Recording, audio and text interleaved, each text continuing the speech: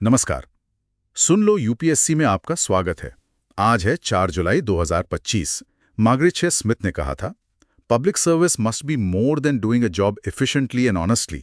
It must be a complete dedication to the people and to the nation. और UPSC की तैयारी भी कुछ ऐसी ही डेडिकेशन मांगती है, खासकर करंट अफेयर्स को लेके। बिल्कुल।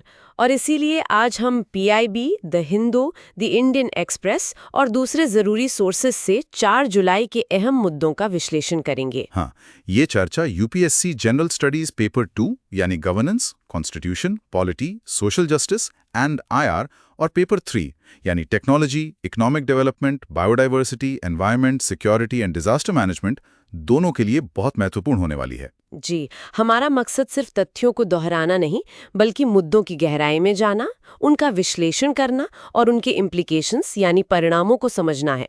तो चलिए शुरू करते हैं। बिल्कुल। सबसे पहले बात करते हैं इंटरनेशनल रिलेशंस, अंतर्राष्ट्रीय संबंधों की। इसमें पहला मुद्दा है इंडिया चाइना रिलेशंस, भारत चीन संबंध। और इसमें भी the Dalai Lama succession impasse यानी दलाई लामा के उत्तराधिकार को लेकर जो गतिरोध बना हुआ है। ये एक पुराना और बहुत ही संवेदनशील मुद्दा है जो फिर से गर्मा गया है। और ये सिर्फ थियोलॉजी यानी धर्मशास्त्र का मामला नहीं है। सही कहा। इसमें सॉवरेनिटी यानी संप्रभुता, नेशनल सिक्योरिटी, राष्ट्रीय सुरक्षा और स्ट्रेटेजिक इन्फ्लुएंस यानी रणनीतिक प्रभाव जैसे कई पहलू जुड़े हुए हैं। चीन का रुख क्या है इस पर? देखिए, चीन ने 4 जुलाई को एक चेतावनी जारी की है।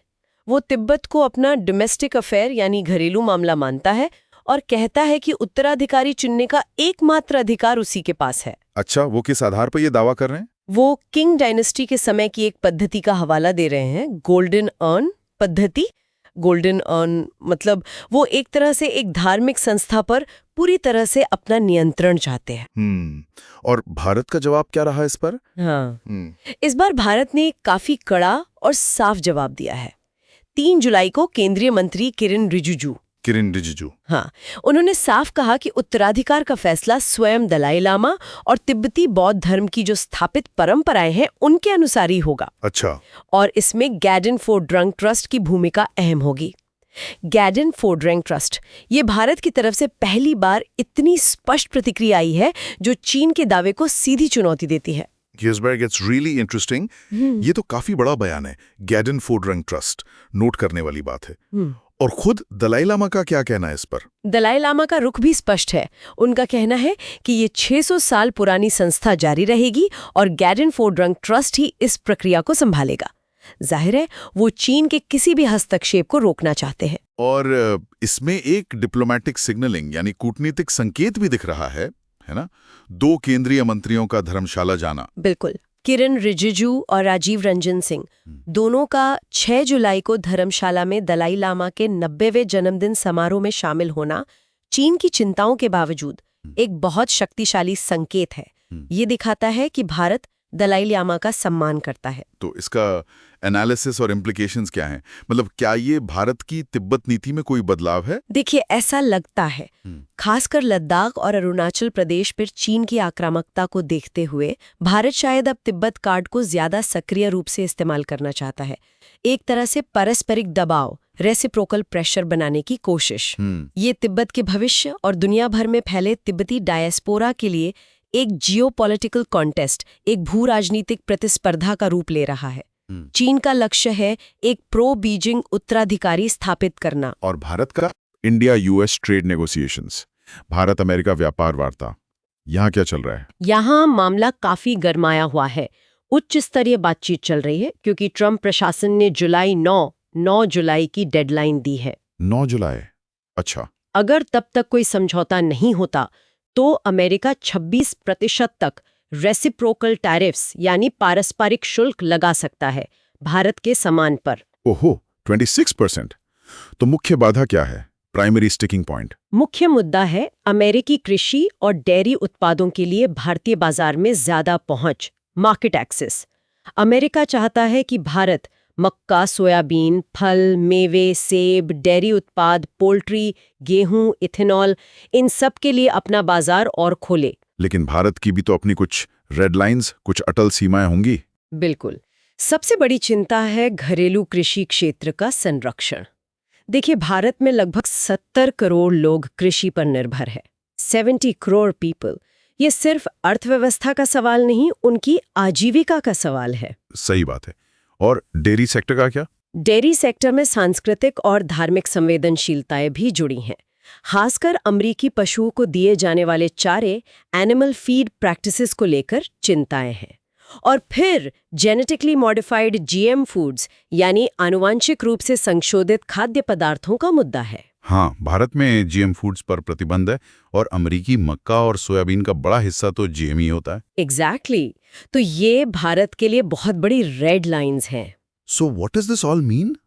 कोई हल निकल रहा है? एक संभावित समाधान, पोटेंशियल ब्रेक थ्रू जो सामने आ रहा है, वो है सेल्फ सर्टिफिकेशन मैकेनिज्म, यानी स्वप्रमाणन तंत्र। अच्छा, ये क्या है? What's fascinating here is, इसका मतलब है कि यूएस अपनी जीएम और नॉन जीएम फसलों का एक ऑनलाइन डेटाबेस बनाएगा और जो निर्यातक भारत को माल भेजेंगे वो खुद ये प्रमाणित करेंगे कि उनका उत्पाद जीएम मुक्त है। मतलब अमेरिका खुद बताएगा कि कौन सा माल जीएम है और कौन सा नहीं, और फिर निर्यातक उस आधार पर सेल्फ सर्टिफाई करेगा। जी हाँ, भारत फिर उस सर्टिफिकेशन पर भरोसा करेगा। ये एक तरह का डिप्लोमैटिक इनोवेशन, एक राजनयिक नवाचार कहा जा सकता है जो दोनों पक्षों की चिंताओं को शायद दूर कर सके। इसके पीछे मोटिवेशंस फॉर अ डील क्या है? मतलब दोनों देश समझौता क्यों करना चाहेंगे? देखिए, ट्रंप प्रशासन के लिए ये चुनाव से पहले एक राजनीतिक जीत होगी और भारत के लिए इन भारी भरकम शुल्कों से बचना और अपने सबसे बड़े व्यापारिक भागीदार यूएस के साथ संबंध मजबूत रखना जरूरी है। तो इसका एनालिसिस और इम्प्लीकेशंस क्या देखते हैं आप? ये एक क्लासिक मामला है जहां एक विकसित देश, डेवलप नेशन, और एक विकासशील देश, डेवलपिंग नेशन के हितों में टकराव है। यूएस अपनी कृषि की एफिशिएंसी का लाभ उठाना चाहता है, जबकि भारत को अपनी घरेलू मजबूरियों, खासकर किसानों की आजीविका का ध्यान रखना है। वो 70 करोड़ वाला आंकड़ा बहुत मायने रखता है। बिल्कुल। और ये सेल्फ सर्टिफिकेशन वाला आइडिया अगर काम करता है तो ये दिखाता है कि कैसे कूटनीति से जटिल व्यापारिक मुद्दों का हल निकाला जा सकता है। हालांकि ट्रंप प्रशासन की ट्रांजैक्शनल प्रकृति, मतलब लेन देन वाली सोच, भारतीय वार्ताकारों के लिए एक चुनौती तो बनी ही रहेगी। सही है। अब आगे बढ़ते हैं भारत की डायस्पोरा डिप्लोमेसी यानी प्रवासी कूटनीति पर। प्रधानमंत्री का ट्रिनिडाड एंड टोबैको का दौरा, इसका क्या महत्व है? ये दौरा कई मायनों में अहम है। ये 3 और 4 जुलाई को हुआ। इसमें डायस्पोरा यानी प्रवासी भारतीय, कल्चर यानी संस्कृति, शेयर्ड हिस्ट्री यानी साझा इतिहास, और भारत की ग्लोबल साउथ में नेतृत्व की महत्वाकांक्षा, ये सब जुड़ा हुआ है। साझा इतिहास से क्या मतलब है यहाँ? इसका एक बड़ा ऐतिहासिक महत्व है। ये दौरा फैटल रजाक जहाज से पहले भारतीय अनुबंधित मजदूरों, इंडेंचर्ड लेबरर्स के ट्रिनिडाड पहुंचने के 180 साल पूरे होने के मौके पर हुआ। 180 ईयर्स। 1845 में पहले मजदूर पहुंचे थे। फैटल रजाक, 180 साल, बाप रे। और अब वहाँ भारतीय मूल के लोगों की आबादी कितनी है? आज वहाँ भारतीय डायस्पोरा आबादी का लगभग 40 से 45% हिस्सा है। 40 to 45%। अच्छा खासा प्रतिशत है। तो इस दौरे में हाई लेवल एंगेजमेंट्स क्या रहीं? प्रधानमंत्री ने वहाँ की राष्ट्रपति क्रिस्टीन कैंगलू और प्रधानमंत्री कमला प्रसाद बिसेसार से बातचीत की। उन्होंने वहाँ की संसद के संयुक्त सत्र को भी संबोधित किया। और कल्चरल डिप्लोमेसी, सांस्कृतिक कूटनीति पर भी जोर रहा होगा। बिल्कुल। प्रधानमंत्री पारंपरिक भोजपुरी चौताल गायन में शामिल हुए गायक राणा मोहिब से मिले। उन्होंने वहां राम मंदिर की प्रतिकृति और अयोध्या से लाया गया पवित्र जल भी भेंट किया।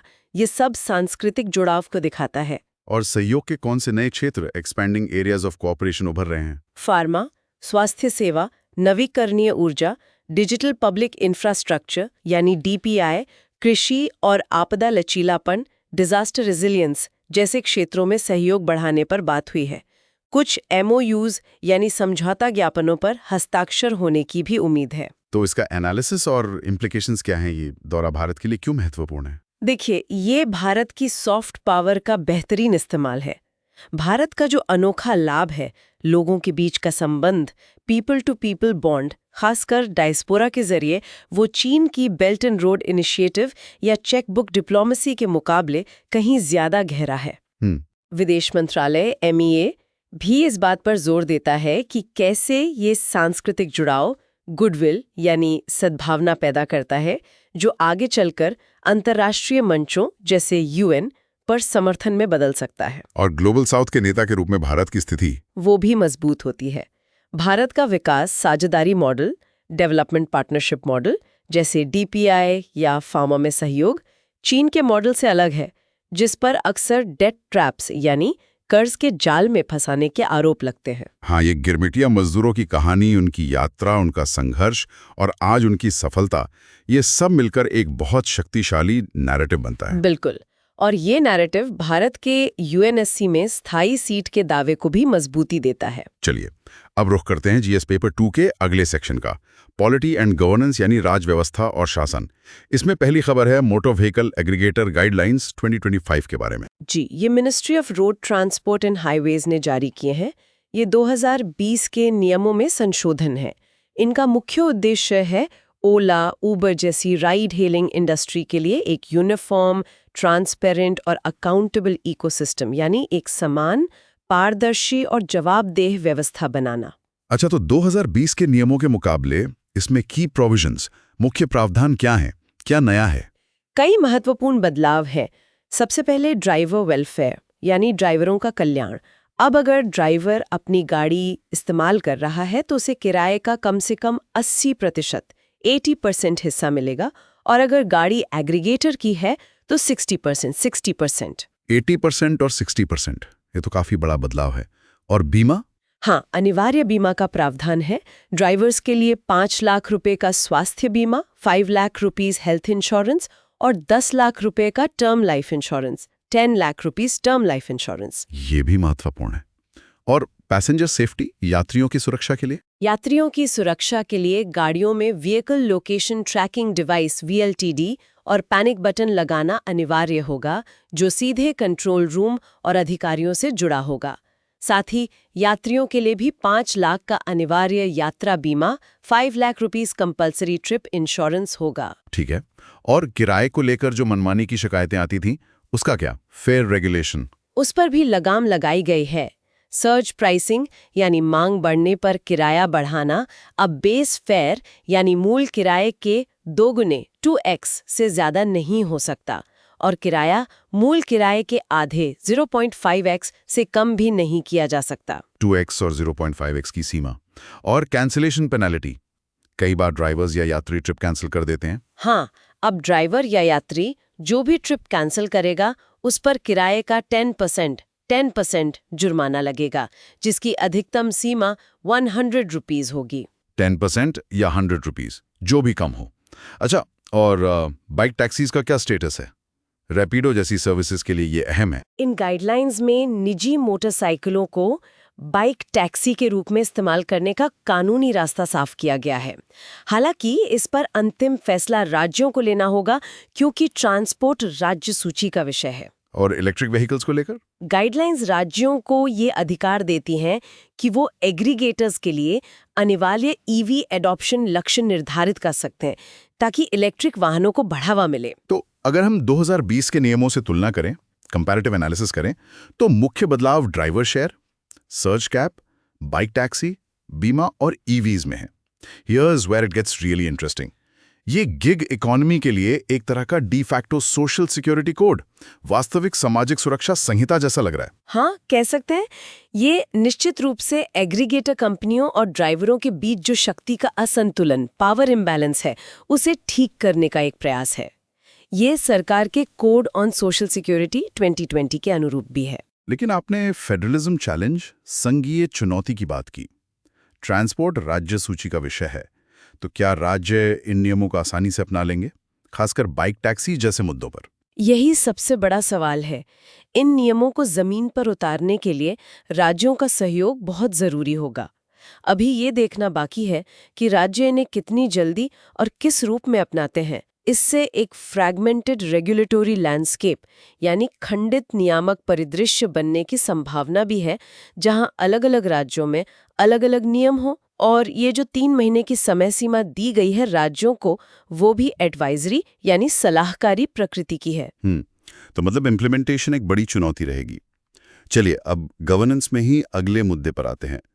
Reforming media metrics, draft TV rating guidelines 2025। TV rating दिशा निर्देश। एंड ब्रॉडकास्टिंग का मसौदा है। इसका मकसद है टीआरपी यानी टेलीविजन रेटिंग पॉइंट्स प्रणाली में सुधार लाना। पिछले कुछ समय में टीआरपी की विश्वसनीयता, पारदर्शिता और सटीकता को लेकर कई चिंताएं उठी थी। हाँ, टीआरपी घोटालों की खबरें भी आई थीं। तो की डेवलपमेंट्स, मुख्य बदलाव क्या प्रस्तावित हैं? सबसे बड़ा बदलाव है एकाधिकार को समाप्त करना। मतलब अब एक से ज्यादा एजेंसीज, मल्टीपल एजेंसीज रेटिंग दे सकेंगी। उम्मीद है कि इससे कंपटीशन बढ़ेगा और एजेंसियां बेहतर तरीके, बेटर मेथड्स अपनाएंगी, जिससे सटीकता और पारदर्शिता में सुधार होगा। और डिजिटल व्यूअरशिप, आजकल लोग टीवी के अलावा ऑनलाइन भी बहुत देखते हैं। बिल्कुल, इन नए दिशा निर्देशों में डिजिटल व्यूअरशिप को भी रेटिंग सिस्टम में शामिल करने की बात कही गई है। तो इसका एनालिसिस और इम्प्लीकेशंस क्या हैं? देखिए, ये टीआरपी घोटालों और विश्वसनीयता के संकट, क्रेडिबिलिटी क्राइसिस की सीधी प्रतिक्रिया है। टीआरपीज विज्ञापन बाजार, एडवर्टाइजिंग मार्केट के लिए बहुत महत्वपूर्ण होते हैं। चैनलों को विज्ञापन इसी आधार पर मिलते हैं। तो ये एक तरह का मार्केट बेस्ड गवर्नेंस रिफॉर्म, बाजार आधारित शासन सुधार है। इसका संभावित प्रभाव क्या हो सकता है? उम्मीद है कि इससे विज्ञापन राजस्व, एडवर्टाइजिंग रेवेन्यू का ज्यादा उचित वितरण होगा।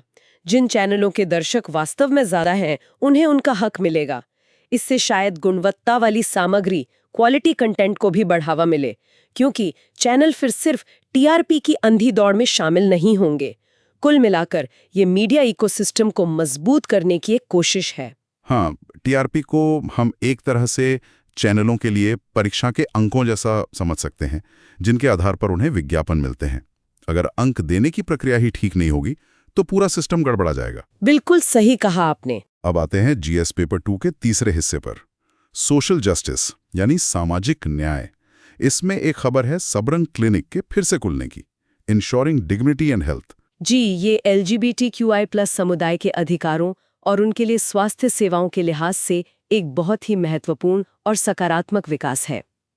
सबरंग क्लिनिक, जो पहले मित्र क्लिनिक के नाम से जाना जाता था, हैदराबाद में फिर से खुल गया है। और खास बात यह है कि यह भारत का पहला ट्रांसजेंडर समुदाय द्वारा संचालित क्लिनिक है। ट्रांसजेंडर रन क्लिनिक, ये तो बहुत बड़ी बात है। इसकी की डेवलपमेंट्स क्या हैं? सबसे अहम है इसका कम्युनिटी लेड मॉडल, यानी समुदाय आधारित मॉडल। ये क्लिनिक समुदाय के लोगों द्वारा समुदाय के लोगों के लिए चलाया जाता है। इससे एक सुरक्षित और कलंक मुक्त, स्टिग्मा फ्री माहौल बनता है। यहाँ कौन सी सेवाएं, सर्विसेज दी जाती हैं? यहाँ जेंडर अफर्मिंग केयर यानी लिंग पुष्टि देखभाल, HIV एड्स से जुड़ी सेवाएं और मानसिक स्वास्थ्य, मेंटल हेल्थ सपोर्ट जैसी कई जरूरी सेवाएं उपलब्ध हैं। लेकिन खबरों में था कि इसे वित्तीय अनिश्चितता, फाइनेंशियल अनसर्टेनिटी का सामना करना पड़ा था। हाँ, USAID से मिलने वाली फंडिंग जनवरी 2025 में रुक गई थी, जिसके कारण क्लिनिक बंद हो गया था। लेकिन अब टाटा ट्रस्ट के सहयोग से ये फिर से शुरू हो पाया है। ये दिखाता है कि ऐसी पहलों के लिए स्थायी फंडिंग कितनी जरूरी है। मरीजों के लिए इसका क्या महत्व है? मरीज इसे सिर्फ एक क्लिनिक नहीं, बल्कि अपना दूसरा घर मानते हैं। यहाँ उन्हें बिना किसी भेदभाव नॉन डिस्क्रिमिनेटरी केयर मिलती है, जो अक्सर उन्हें मुख्यधारा की स्वास्थ्य सेवाओं में नहीं मिल पाती। तो इसका एनालिसिस और इम्प्लीकेशंस क्या हैं? देखिए, इस तरह के क्लिनिक का होना और फिर उसका बंद होना और फिर से खुलना, ये अपने आप में मुख्यधारा की स्वास्थ्य प्रणाली की विफलताओं का प्रतीक है। स्टिग्मा यानी कलंक और डिस्क्रिमिनेशन यानी भेदभाव के कारण LGBTQIA+ समुदाय के लोग अक्सर जरूरी स्वास्थ्य सेवाओं से वंचित रह जाते हैं। This raises an important question. ये जो कम्युनिटी लेड मॉडल है, ये नालसा निर्णय 2014 और transgender persons protection of rights 2019 के सिद्धांतों का सही मायने में प्रतीक है। सम्मान, गरिमा और समावेशिता। हाँ, लेकिन ये नागरिक समाज की पहलों, सिविल सोसाइटी इनिशिएटिव्स की नाजुकता, फ्रेजिलिटी को भी दिखाता है, खासकर उनकी फंडिंग डिपेंडेंसी यानी वित्त पोषण पर निर्भरता। बिल्कुल, जरूरत इस बात की है कि ऐसे मॉडल्स को कैसे स्थायी बनाया जाए और कैसे इन्हें सार्वजनिक स्वास्थ्य प्रणाली, पब्लिक हेल्थ सिस्टम के साथ एकीकृत, इंटीग्रेट किया जाए। ये गरिमा और सामुदायिक सशक्तिकरण, कम्युनिटी एम्पावरमेंट का सवाल है। बिल्कुल सही। अब हम जीएस पेपर 3 की ओर बढ़ते हैं। इसमें पहला सेक्शन है इंडियन इकोनॉमी, भारतीय अर्थव्यवस्था। यहाँ नीति आयोग की केमिकल इंडस्ट्री पर एक रिपोर्ट आई है, blueprint for a global powerhouse. जी, इस रिपोर्ट का शीर्षक है chemical industry powering India's participation in global value chains. ये भारतीय रसायन उद्योग को एक ग्लोबल पावर हाउस बनाने का एक रोड मैप है। इसका विजन, लक्ष्य क्या है? लक्ष्य बहुत महत्वाकांक्षी है। 2040 तक भारत में रसायन उद्योग का उत्पादन $1 ट्रिलियन तक पहुंचाना और ग्लोबल वैल्यू चेन्स यानी वैश्विक मूल्य श्रृंखलाओं में भारत की हिस्सेदारी को मौजूदा 3.5% से बढ़ाकर 12% 12% करना। $1 ट्रिलियन उत्पादन और 12% जीवीसी हिस्सेदारी 2040 तक। करंटली भारत कहाँ खड़ा है? भारत वर्तमान में दुनिया का छठा सबसे बड़ा रसायन उत्पादक है, 6th लार्जेस्ट प्रोड्यूसर। तो इस लक्ष्य को पाने में चैलेंजेस डायग्नोस्ड यानी क्या चुनौतियां बताई गई हैं रिपोर्ट में? कई चुनौतियां हैं। पहली है हाई इंपोर्ट डिपेंडेंसी यानी आयात पर उच्च निर्भरता। 2023 में हमारा व्यापार घाटा ट्रेड डेफिसिट $31 बिलियन का था, खासकर चीन और खाड़ी देशों से आयात के कारण। $31 बिलियन डेफिसिट। और R&D? लो R&D इन्वेस्टमेंट। भारत अपनी जीडीपी का सिर्फ 0.7% R&D पर खर्च करता है, जबकि वैश्विक औसत 2.3% है। ये एक बड़ा अंतर है। इंफ्रास्ट्रक्चर गैप्स यानी बुनियादी ढांचे की कमी भी एक मुद्दा होगी। बिल्कुल, हमारे केमिकल क्लस्टर्स पुराने हैं और लॉजिस्टिक कॉस्ट यानी माल ढुलाई की लागत वैश्विक प्रतिस्पर्धियों की तुलना में 2 से 3 गुना ज्यादा है, 2 to 3 times हायर। और रेगुलेटरी बॉटलनेक्स यानी नियामक बाधाएं। हाँ, खासकर एनवायरमेंटल क्लियरेंस EC यानी पर्यावरण मंजूरी मिलने में 12 से 18 महीने 12 to 18 months तक की देरी हो जाती है। ये भी एक बड़ी बाधा है। तो इन चुनौतियों से निपटने के लिए स्ट्रैटेजिक रिकमेंडेशंस, रणनीतिक सिफारिशें क्या दी गई हैं? रिपोर्ट में कई ठोस सिफारिशें हैं, जैसे एक ओपेक्स सब्सिडी स्कीम शुरू करना जो PLI स्कीम जैसी हो, लेकिन ऑपरेशनल एक्सपेंडिचर पर सब्सिडी दे। वर्ल्ड क्लास केमिकल हब्स बनाना, मौजूदा PCPIR petroleum chemicals and petrochemicals investment regions को अपग्रेड करना और नए हब विकसित करना। और EC की देरी के लिए फास्ट ट्रैक EC का सुझाव दिया गया है, पर्यावरण मंजूरी की प्रक्रिया को तेज करना। साथ ही R&D और स्किलिंग को बूस्ट करने की बात कही गई है। इसके लिए DST के तहत एक इंटरफेस बॉडी बनाने और कुशल प्रोफेशनलों की 30% कमी को दूर करने का सुझाव है। तो इस रिपोर्ट का एनालिसिस और इम्प्लीकेशंस क्या हैं? ये रिपोर्ट भारतीय औद्योगिक नीति के लिए एक स्ट्रेटेजिक प्लेबुक, एक रणनीतिक योजना के तरह है। ये मानती है कि केमिकल इंडस्ट्री एक फाउंडेशनल सेक्टर, एक आधारभूत क्षेत्र है जो फार्मा, कपड़ा, कृषि जैसे कई अन्य उद्योगों के लिए महत्वपूर्ण है। और ग्लोबल वैल्यू चेन्स। हाँ, रिपोर्ट का जोर GVCs में भारत की हिस्सेदारी बढ़ाने पर है। ये चाइना +1 की जो प्रवृत्ति चल रही है, यानी कंपनियां चीन के अलावा दूसरे देशों में भी अपना आधार बनाना चाह रही हैं, उसका लाभ उठाने का एक अवसर है। इससे चीन पर हमारी आयात निर्भरता भी कम होगी। आत्मनिर्भरता का लक्ष्य भी जुड़ा है इससे। बिल्कुल। भारत एक वैकल्पिक विनिर्माण केंद्र, ऑल्टरनेटिव मैन्युफैक्चरिंग हब बनना चाहता है। अच्छी बात यह है कि रिपोर्ट समस्याओं को खुलकर स्वीकार करती है, चाहे वो 0.7% R&D खर्च हो, $31 बिलियन का घाटा हो या EC में देरी। ये इसकी विश्वसनीयता बढ़ाता है। हाँ, ये एक डेटा ड्रिवन अप्रोच, आंकड़ों पर आधारित दृष्टिकोण लगता है। इसमें निश्चित रूप से औद्योगिक विकास को उत्प्रेरित करने, कैटलाइज करने की क्षमता है। GVCs को सरल शब्दों में कैसे समझा सकते हैं? GVC यानी ग्लोबल वैल्यू चेन का मतलब है कि कोई भी उत्पाद, जैसे एक मोबाइल फोन बनने की पूरी प्रक्रिया दुनिया के अलग-अलग देशों में फैली होती है। कहीं उसका डिज़ाइन बनता है, कहीं चिप्स बनते हैं, कहीं असेंबली होती है और फिर कहीं और उसकी बिक्री होती है। इस पूरी श्रृंखला को GVC कहते हैं। भारत चाहता है कि इस श्रृंखला के ज्यादा से ज्यादा हिस्से भारत में हों। समझ गया। अब आते हैं डिफेंस एंड सिक्योरिटी, रक्षा और सुरक्षा पर। यहाँ एक बड़ी खबर है, 1.05 लाख करोड़ की खरीद को मंजूरी। Decoding the 1.05 lakh crore procurement. जी हाँ, डिफेंस एक्विजिशन काउंसिल यानी रक्षा अधिग्रहण परिषद, जिसके अध्यक्ष रक्षा मंत्री राजनाथ सिंह हैं, ने एक्सेप्टेंस ऑफ नेसेसिटी AON दी है। ये स्वदेशी रक्षा निर्माण, इंडिजिनस डिफेंस मैन्युफैक्चरिंग को एक बहुत बड़ा प्रोत्साहन है। 1.05 लाख करोड़, 1.05 लाख करोड़ रुपीस, ये आंकड़ा बहुत बड़ा है। स्केल एंड स्कोप क्या है इसका? इसमें कुल 10 प्रस्ताव शामिल हैं, जिनकी कुल कीमत लगभग 1.05 लाख करोड़ यानी 12.31 बिलियन डॉलर्स है। अगर हम हाल के कुछ महीनों की कुल प्रतिबद्धता देखें तो वो 2.2 ट्रिलियन रुपए से ज्यादा हो चुकी है। 2.2 ट्रिलियन।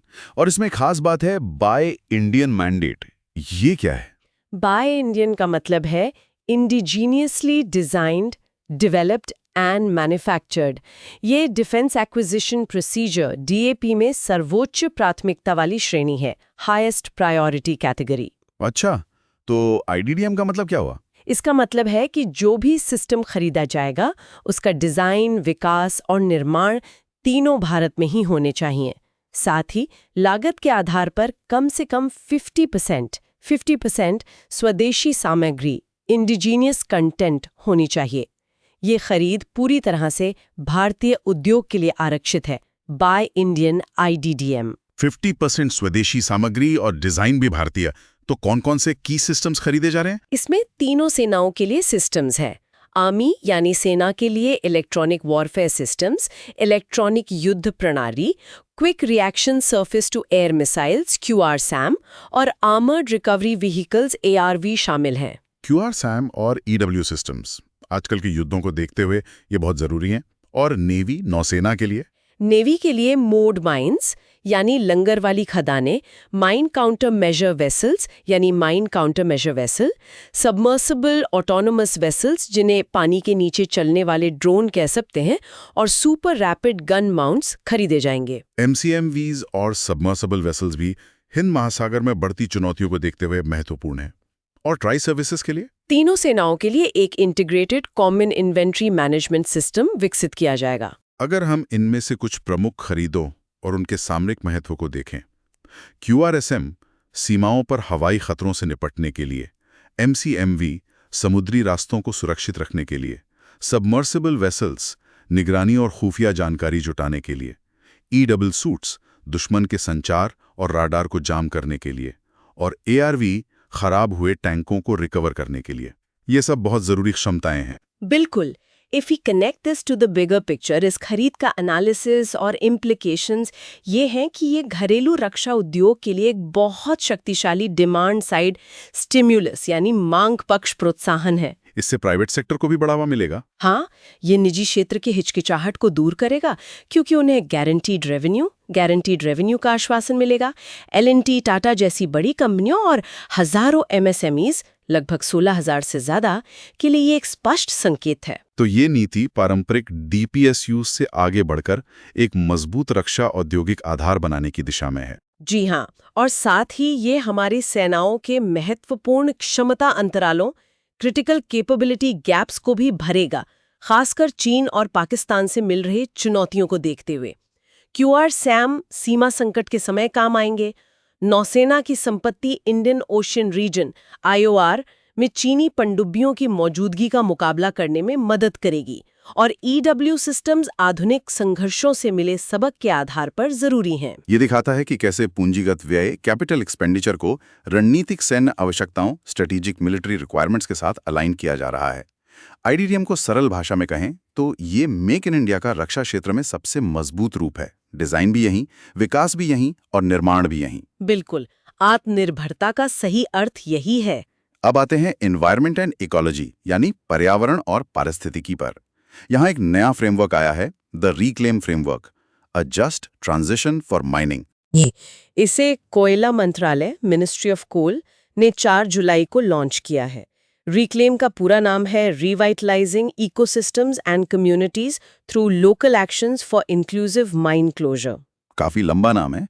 इसका मकसद क्या है? इसका मुख्य उद्देश्य है खदान बंद होने, माइन क्लोजर, के पर्यावरणीय और सामाजिक आर्थिक परिणामों, environmental and socio economic consequences का समाधान करना। ये सुनिश्चित करना कि कोयला खनन से हटकर जब हम दूसरी ऊर्जा स्रोतों की तरफ बढ़ें तो ये संक्रमण न्याय संगत हो, जस्ट ट्रांजिशन हो। जस्ट ट्रांजिशन, ये शब्द आजकल काफी चर्चा में है। तो इस फ्रेमवर्क की फीचर्स, मुख्य विशेषताएं क्या हैं? इसका डुअल ऑब्जेक्टिव यानी दोहरा उद्देश्य है। पहला, पारिस्थितिक बहाली इकोलॉजिकल रेस्टोरेशन यानी खदान वाले क्षेत्र को फिर से हरा भरा करना, और दूसरा सामाजिक आर्थिक समर्थन, सोशियो इकोनॉमिक सपोर्ट यानी प्रभावित समुदायों की मदद करना। कम्युनिटी सेंट्रिक अप्रोच, समुदाय केंद्रित दृष्टिकोण पर जोर है। बिल्कुल, इसमें इंक्लूसिव इंगेजमेंट यानी समावेशी जुड़ाव पर बहुत जोर है।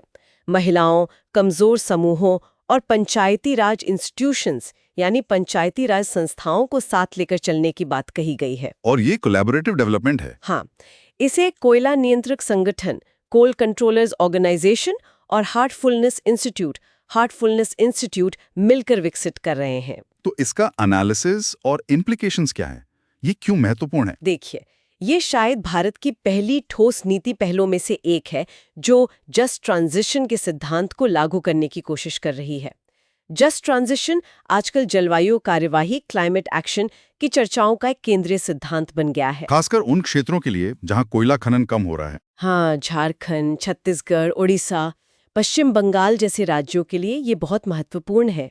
ये फ्रेमवर्क सिर्फ तकनीकी बहाली, टेक्निकल रेस्टोरेशन से आगे बढ़कर मानवीय लागत, ह्यूमन कॉस्ट पर ध्यान देता है, जैसे वैकल्पिक आजीविका, ऑल्टरनेटिव लाइवलीहुड्स, लोगों की भागीदारी और लैंगिक समावेशिता, जेंडर इंक्लूसिविटी। ये एक प्रोएक्टिव गवर्नेंस मॉडल, सक्रिय शासन मॉडल लगता है। सही कहा।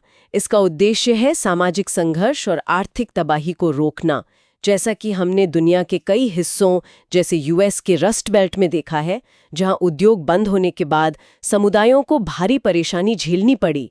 पीआरआईज की भागीदारी से विकेंद्रीकृत योजना, डिसेंट्रलाइज्ड प्लानिंग और स्थानीय स्वामित्व, लोकल ओनरशिप को भी बढ़ावा मिलेगा। जस्ट ट्रांजिशन को एक उदाहरण से समझाएं। मान लीजिए एक गांव है जहां ज्यादातर लोग कोयला खदान में काम करते हैं। अब अगर वो खदान बंद होती है तो उन लोगों का रोजगार चला जाएगा। जस्ट ट्रांजिशन का मतलब है कि सरकार या कंपनी सिर्फ उस खदान को बंद करके चली ना जाए, बल्कि वहां के लोगों को नए कौशल सिखाएं, उन्हें दूसरे उद्योगों में रोजगार दिलाने में मदद करे और खदान की जमीन को फिर से उपयोगी बनाए, शायद खेती के लिए या जंगल लगाने के लिए। और ये सब वहां के लोगों से पूछकर उनकी जरूरतों को ध्यान में रखकर किया जाए। बहुत जैसे समझाया। अब आते हैं साइंस एंड टेक्नोलॉजी, विज्ञान और प्रौद्योगिकी पर। Climate proofing India's food basket, gene editing in agriculture, कृषि में जीन संपादन। जी, जलवायु परिवर्तन, क्लाइमेट चेंज का हमारी खाद्य सुरक्षा, फूड सिक्योरिटी पर गहरा असर पड़ रहा है। इससे निपटने के लिए भारतीय वैज्ञानिक रेजिलिएंट क्रॉप्स यानी लचीली फसलें विकसित करने के लिए जीन एडिटिंग टेक्नोलॉजी, जीन संपादन तकनीक का इस्तेमाल कर रहे हैं। एनसीबीएस बेंगलुरु में इस पर अहम शोध चल रहा है। कौन सी टेक्नोलॉजी न्यूज है? मुख्य रूप से क्रिस्पर-cas9 जैसे उपकरणों का इस्तेमाल हो रहा है। क्रिस्पर-cas9 ये तकनीक पौधे के अपनी ही जीन्स में बहुत सटीक ट्वीक्स यानी छोटे-मोटे बदलाव करने की अनुमति देती है। ये जेनेटिकली मॉडिफाइड ऑर्गेनिजम्स, ये जीएमओ से कैसे अलग है? ये एक महत्वपूर्ण अंतर है। जीएमओज में अक्सर बाहर से किसी दूसरी प्रजाति का जीन डाला जाता है, जबकि जीन संपादन में पौधे के अपने ही जीनोम के भीतर बदलाव किए जाते हैं। कोई बाहरी जीन नहीं डाला जाता। अच्छा, तो प्रॉब्लम बीइंग एड्रेस्ड क्या है? किन चुनौतियों से निपटने की कोशिश हो रही है? मुख्य चुनौती जलवायु परिवर्तन से जुड़ी है, जैसे मिट्टी की लवणता, सॉइल सैलिनिटी का बढ़ना, अनियमित बारिश, सूखा, अत्यधिक तापमान, ये सब हमारी फसलों को नुकसान पहुंचाते हैं। इसका कोई स्पेसिफिक एग्जाम्पल दे सकती हैं आप? पर प्रयोग किया है। उन्होंने चावल में एक खास जीन जो H4.V प्रोटीन से जुड़ा है उसे संपादित किया। इससे पौधे का जो प्राकृतिक तनाव प्रतिक्रिया तंत्र है, नेचुरल स्ट्रेस रिस्पॉन्स मैकेनिज्म, वो पहले से ही सक्रिय प्री एक्टिवेट हो जाता है। और इसका नतीजा क्या निकला? नतीजा ये हुआ कि ये संपादित चावल के पौधे लवणनाक्त, सेलाइन यानी खारे वातावरण में ज्यादा सहनशील पाए गए और उनकी वृद्धि पर भी कोई नकारात्मक प्रभाव नहीं पड़ा। Here's where it gets really interesting. तो इसका एनालिसिस और इम्प्लीकेशंस क्या हैं? ये जीएमओ से अलग क्यों है? ये क्यों महत्वपूर्ण है? देखिए, जीन संपादन और जीएमओ के बीच ये जो रणनीतिक अंतर है, स्ट्रेटेजिक डिफरेंस, ये बहुत अहम है। भारत में बीटी बैगन और जीएम सरसों जैसे जीएमओज का काफी विरोध हुआ है। जीन संपादन, क्योंकि इसमें बाहरी जीन नहीं होता, शायद उस तरह के विरोध से बच सके। तो ये कृषि बायोटेक के लिए एक स्ट्रेटेजिक रिबूट, एक रणनीतिक पुनरारंभ हो सकता है? हाँ, कह सकते हैं। ये भारत की जलवायु अनुकूलन रणनीति क्लाइमेट एडेप्टेशन स्ट्रैटेजी और खाद्य सुरक्षा फूड सिक्योरिटी के लिए बहुत महत्वपूर्ण साबित हो सकता है। कृषि हमारी अर्थव्यवस्था की रीढ़ है और पारंपरिक तरीकों से बेहतर है। पारंपरिक प्रजनन विधियों कन्वेंशनल ब्रीडिंग मेथड्स की तुलना में जीन संपादन ज्यादा तेज और सटीक है। इससे हम कम समय में जलवायु परिवर्तन के प्रति ज्यादा लचीली फसलें विकसित कर सकते हैं। एक स्थिर और सस्ती खाद्य आपूर्ति सुनिश्चित करना राष्ट्रीय सुरक्षा का एक महत्वपूर्ण स्तंभ है। जीन संपादन बनाम जीएमओ को और सरल कैसे कर सकते हैं? इसे ऐसे समझिए, मान लीजिए आपके पास एक किताब है। जीएमओ बनाना मतलब उस किताब में किसी दूसरी किताब से एक पूरा नया पैराग्राफ लाकर डाल देना, जबकि जीन संपादन वैसा है जैसे आप उसी किताब में कोई स्पेलिंग की गलती टाइपो ठीक कर रहे हैं या एक शब्द बदल रहे हैं। आप किताब की मूल सामग्री नहीं बदल रहे, बस उसमें सुधार कर रहे हैं। ये बढ़िया एनालॉजी थी। अब आते हैं जीएस पेपर 3 के आखिरी हिस्से पर, डिजास्टर मैनेजमेंट, आपदा प्रबंधन, a stitch in time, the C flood unified forecasting platform. जी, इसे जल शक्ति मंत्री ने उद्घाटित किया है। सी फ्लड का पूरा नाम है यूनाइटेड इनंडेशन फोरकास्टिंग सिस्टम, सी फ्लड प्लेटफॉर्म। ये बाढ़ प्रबंधन और प्रतिक्रिया, फ्लड मैनेजमेंट एंड रिस्पॉन्स में क्रांतिकारी बदलाव ला सकता है। क्या है इसकी की फीचर्स, मुख्य विशेषताएं? सबसे खास है इसका एडवांस्ड फोरकास्टिंग, उन्नत पूर्वानुमान। ये सिस्टम 2 दिन पहले तक बाढ़ का पूर्वानुमान दे सकता है, वो भी गांव स्तर तक के रेजोल्यूशन के साथ। ये बाढ़ के नक्शे, इनंडेशन मैप्स और जल स्तर वाटर लेवल्स दोनों बताएगा। 2 days in advance village level resolution. 2 दिन पहले गांव स्तर तक, ये कैसे संभव है? हाईटेक बैकएंड क्या है इसका? इसके पीछे नेशनल सुपर कंप्यूटिंग मिशन की शक्ति है, जो हमारा एक फ्लैगशिप मिशन है। सीडैक पूरे में हाई परफॉर्मेंस कंप्यूटिंग सुविधाओं का इस्तेमाल किया जा रहा है। ये 2D हाइड्रोडायनामिक मॉडल्स पर आधारित है। और इसमें इंटर एजेंसी कोलैबोरेशन भी है? हाँ, ये कई एजेंसियों का मिला जुला प्रयास है। इसमें सीडैक जो मेटी के तहत है, सेंट्रल वाटर कमीशन जो जल शक्ति मंत्रालय के तहत है और नेशनल रिमोट सेंसिंग सेंटर जो डिपार्टमेंट ऑफ स्पेस के तहत है, ये सब मिलकर काम कर रहे हैं। और इसका फेज्ड कवरेज होगा? जी हाँ, शुरुआत में इसे महानदी, गोदावरी और तापी बेसिन में लागू किया जा रहा है, लेकिन ये स्केलेबल है, मतलब इसे धीरे धीरे देश के अन्य बाढ़ संभावित क्षेत्रों में भी लागू किया जा सकता है। तो इसका एनालिसिस और इम्प्लीकेशंस क्या हैं? ये आपदा प्रबंधन में एक पैराडाइम शिफ्ट, एक प्रतिमान बदलाव है। हम रिएक्टिव यानी बाढ़ आने के बाद प्रतिक्रिया देने वाले मॉडल से प्रोएक्टिव यानी पहले से तैयारी करने वाले मॉडल की ओर बढ़ रहे हैं। भारत में बाढ़ से होने वाले नुकसान को देखते हुए ये बहुत जरूरी है। बिल्कुल, बाढ़ की आर्थिक और मानवीय लागत बहुत ज्यादा होती है। सी फ्लड एक गेम चेंजर साबित हो सकता है। सटीक, अग्रिम और गांव स्तर का पूर्वानुमान मिलने से समय पर सक्रिय उपाय, प्रोएक्टिव मेजर्स करना संभव होगा। जैसे लोगों को सुरक्षित स्थानों पर पहुंचाना, इवैक्यूएशन, राहत सामग्री पहले से पहुंचा देना, सप्लाईज प्री पोजिशनिंग, महत्वपूर्ण बुनियादी ढांचे क्रिटिकल इंफ्रास्ट्रक्चर को बचाना और समय पर चेतावनी जारी करना। तो ये कहां बाढ़ आई से कहां बाढ़ आएगी की ओर एक बड़ा बदलाव है। एग्जैक्टली, यही आधुनिक आपदा जोखिम न्यूनीकरण, मॉडर्न डिजास्टर रिस्क रिडक्शन का सार है। ये डिजिटल इंडिया और कोलैबोरेटिव गवर्नेंस यानी सहयोगी शासन का भी एक बेहतरीन उदाहरण है कि कैसे हम अपनी डिजिटल क्षमताओं और विभिन्न एजेंसियों के सहयोग का लाभ उठाकर राष्ट्रीय चुनौतियों का समाधान कर सकते हैं। ये सचमुच एक बहुत बड़ा कदम है। चलिए अब जल्दी से कुछ फैक्चुअल अपडेट्स देख लेते हैं जो प्रीलिम्स के लिए महत्वपूर्ण हो सकती हैं। जी, साइंस एनवायरनमेंट में एक नई ईल प्रजाति मिली है, फैक्सुलेला स्मिथी। असम में एक नए गार्सिनिया प्रजाति पाई गई है और अरुणाचल के नामदफा में व्हाइट ईयर्ड नाइट हेरॉन देखा गया है। अपॉइंटमेंट्स में अमिताभ कांत इंडिगो के बोर्ड में शामिल हुए हैं और उमाकांत दास गोखले इंस्टीट्यूट के नए निदेशक बने हैं। अमिताभ कांत और उमाकांत दास। स्पोर्ट्स में शुभमन गिल ने फर्स्ट क्लास क्रिकेट में 269 रन्स बनाए और Neeraj Chopra classic athletics meet 5 जुलाई को बेंगलुरु में हो रही है। शुभमन गिल 269 रन्स। इकोनॉमी में निफ्टी 50 अपने उच्चतम स्तर 25,669 पर पहुंचा, 25,669।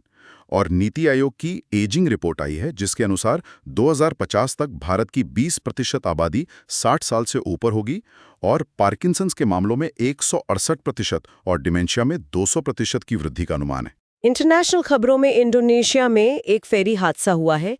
रूस यूक्रेन युद्ध जारी है, कीव पर हमला हुआ और इजराइल गाजा संघर्ष में पिछले 24 घंटों में 94 फिलिस्तीनियों की मौत की खबर है। 94 आत्मक अपडेट्स। अब मेंस प्रैक्टिस क्वेश्चंस की बारी।